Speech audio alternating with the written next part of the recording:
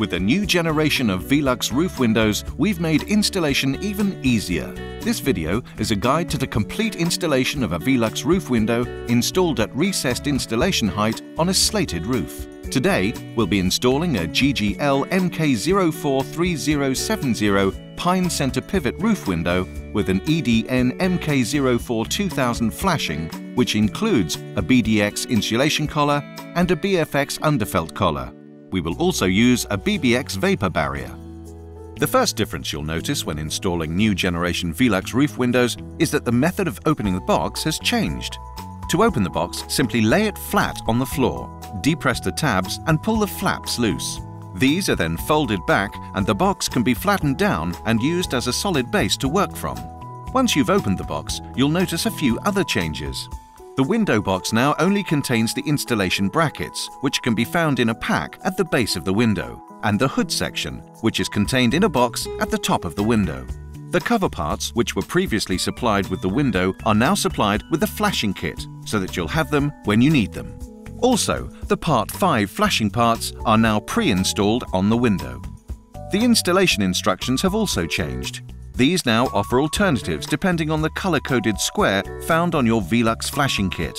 They also feature QR codes to link you to useful installation videos. As we're using an EDN flashing, which has a blue-colored square, we'll follow the instructions on the blue section of the fitting guide. The next stage is to remove the sash from the frame for ease of handling. The method for carrying this out has also been improved. Firstly, stand the window upright and remove the wedge-shaped polystyrene blocks, which can be discarded.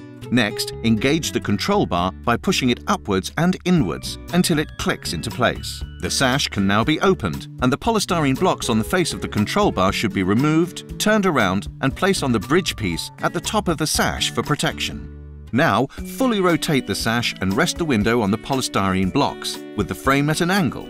The buttons on the hinges should now be depressed to disengage the sash from the frame, and the frame lowered onto the ground. The sash can now be left in a safe place until we need it later. Next, the opening for the window should be established to the correct size. Firstly, measure upwards from the bottom of one of the courses of slate to find the position that the bottom of the window will sit. You should leave a gap of at least 140 mm between the bottom of the window and the batten directly below it. The width of the opening should be 50 to 60 mm wider than the window itself. To find the position of the upper installation batten, measure a distance the height of the window plus 55 mm from where the bottom of the window will sit. Fix the upper installation batten in place. The slates around the opening should now be removed. Infill battens should be installed at the sides of the opening, top and bottom, as this is where the brackets will rest.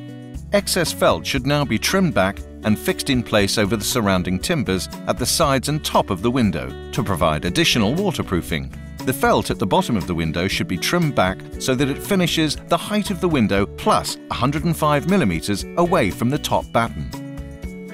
We'll start by opening the flashing box using tear-off strips. This box also contains our BDX insulation collar. The instructions from the flashing box can now be referred to for the remainder of the installation. We will assemble the insulation collar by clipping the corners together as shown. It's then lifted into position tight to the top of the opening, ready for the frame to be installed. Next, we need to fix the brackets to the window, following the instructions in the blue section of the fitting guide. You'll notice a red and blue line running down the side of the window. These indicate where the brackets should be fitted, dependent on the color code of the flashing that you're using. With our EDN flashing, the bracket should be fitted at the blue line level.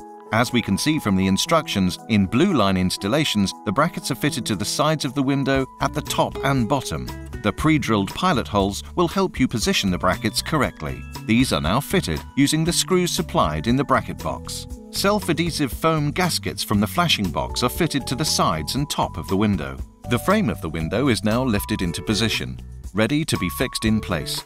Firstly, we will fully fix the bottom brackets of the window with a 30mm and 80mm screw in each bracket, making sure that the 80mm screws are drilled through the infill batten and counter batten, if the roof has one, into the rafter. At the top of the window, a 30mm screw is used in one of the horizontal slotted screw holes but left 10mm proud. The Part 5 flashing parts can be removed at this stage if you find it makes it easier for you to take the sash in and out of the frame. These are unclipped using the plastic fixing on the underside of the cover part. Replace the sash into the frame by lining up the curved hinge pieces of the sash with the corresponding slots on the frame. Carefully look at the space between the sash and frame at the sides of the window. If the space is larger at the top than the bottom on one side, a fine adjustment can be made with a crowbar on the outer edge of the frame to square the window up and bring it into line. Next, open the window and look at the opening at the bottom between the sash and frame. This should be even the whole way across. If it's not, the black wedge supplied in the flashing box can be used on the top bracket opposite the side on which the opening is wider to prop it up slightly and even the opening between the sash and frame. Once all required adjustments have been made, the sash can be removed from the frame again by depressing the hinge buttons to disengage. Now fix the upper brackets by fully fixing the 30mm screws and adding 80mm screws through the battens to the rafters. We are now ready to fit the VELUX underfelt collar, which is also found in the flashing box. The first stage is to mark the position of the transverse drainage gutter. Place it at an angle to allow for adequate runoff of any water that might run down the roofing felt, for instance, from broken slates above. Once the position is marked, if the roof is counterbattened, remove a section of the counterbatten so that the gutter can be fixed to the rafter. If the roof is not counterbattened, simply skip this step. Next, cut a flap in the felt, which can later be laid into the gutter. The supplied sealant can be used to protect the sides of the flap. The VELUX collar is now positioned around the frame of the window. The end with more projecting material is positioned at the top. Remove the plastic covers from the strips of sealant on the collar and foam strips and fix it to the edges of the window frame, dressing the corner flaps as described in the instructions. Now staple the collar around the battens to dress it snugly to the roof structure. Cuts can be made at the bottom of the collar to dress it around counterbattens if you have them. At the top of the window, fix the gutter in place and fold the underfelt collar over and into it.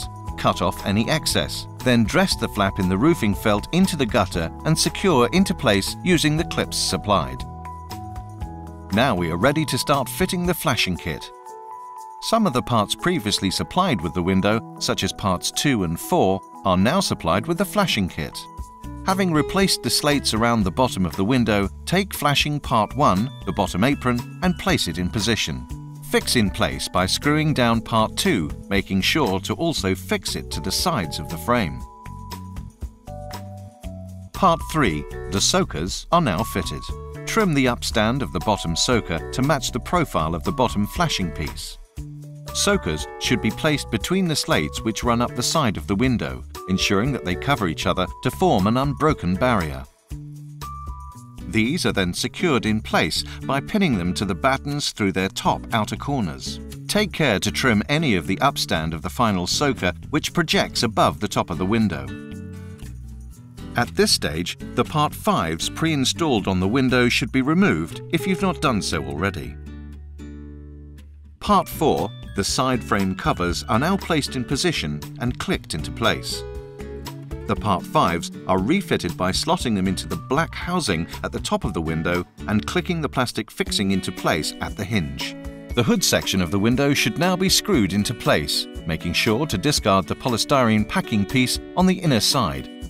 Finally, Part 7, the top flashing piece, is positioned, then fixed with the fold-down tabs either side of the window. We can now finish slating around the window, ensuring good coverage in all areas. 60 to 100mm of space should be left between the course of slates above the window and the top of the window to allow rainwater to drain freely. Now replace the sash into the frame. The last stage is to fit the BBX vapor barrier. The vapor barrier is dressed into the internal lining rebate of the window using the tool provided, then fixed in place in each corner using the screws provided, before being taped to the building's existing vapor barrier to prevent any moisture from inside the building reaching the roof structure.